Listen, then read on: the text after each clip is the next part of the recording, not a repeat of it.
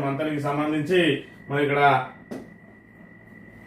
మంత్రి శ్రీధర్ బాబు గారి తమ్ముడు శ్రీనుబాబు గారికి టీపీసీసీ ప్రధాన కార్యదర్శి పదవి వచ్చిందని చెప్పి మరి ఊరూరా ఊరేగింపులు ఆయన ప్రత్యేకంగా ఏర్పాటు చేసుకుంటా ఉన్నాడు.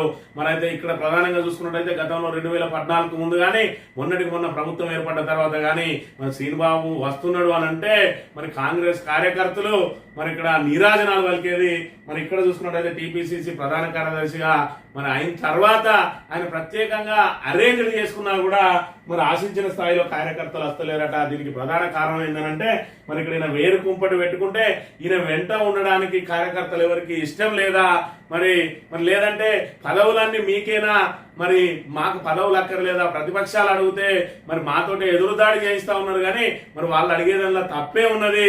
మరి ఇక్కడ అన్నకు అంటే మీ నాన్నప్పటి నుంచి జెండాలు మోసుకుంటూ వస్తా ఉన్నాం, మీ నాన్న ఎమ్మెల్యే అయితే స్పీకర్ అయితే మేము జెండాలు మోసినాం జై కొట్టినాం, మీ అన్న వారసునిగా ఎంటర్ అయితే ఆయన జెండాలు మోసినాం జై కొట్టినాం, ఆయన విప్ అయితే సంబరాలు చేసుకున్నాం, ఆయన మంత్రి అయితే మరి ఇక్కడ పెద్ద ఎత్తున బాణాసంచాలు వేల్చుకున్నాం, మరి ఆయన ఓడిపోతే మేము రోధించినాం, మళ్ళీ ఆయన ఎమ్మెల్యేగా గెలిచి ప్రభుత్వం రాకున్నా ఆయన వెంట ఉన్నాం, మళ్ళీ ప్రభుత్వం వచ్చిన తర్వాత మంత్రి అయిండు. మరి మంత్రి అయిన తర్వాత మాకు కూడా ఎక్కడికక్కడ ఏదైతే పదవులు పంపకాలు చేస్తాడు అనుకుంటే పదవులు మీకు మరి ఇక్కడ ఏదైతే పల్లకీలు మాకా అన్న చందంగా మారింది, మేము ఎప్పటికీ బోయిలుగానే ఉండాలన్నా అని మరి ఒక్కొక్కరి లోపల పరివర్తన ప్రారంభమైనట్టుగా మనం ఇక్కడ ప్రధానంగా గమనించవచ్చు. ఎందుకంటే మొన్నటి రోజున ఏదైతే ప్రప్రథమంగా మంత్రికి వచ్చిన రోజునే మరి కొయ్యూరు దగ్గరికి వచ్చిన మరి ఇక్కడ శ్రీనుబాబు గారు కాటారం పర్యటన రద్దు చేసుకున్నాడట. ఆ రోజు ఎందుకే అంటే అక్కడ మనుషులు ఎవరు లేరు అని చెప్పి రద్దు చేసుకున్నాడట.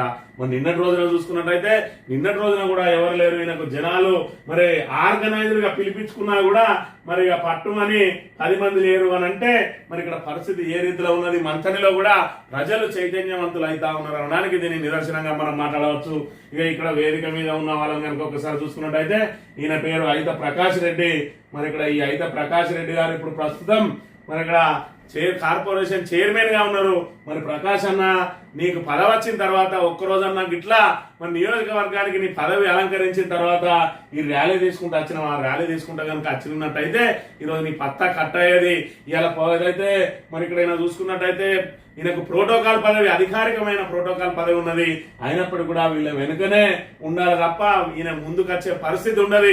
అది మంత్రి కాంగ్రెస్ లో ప్రస్తుతం నెలకొన్న పరిస్థితి.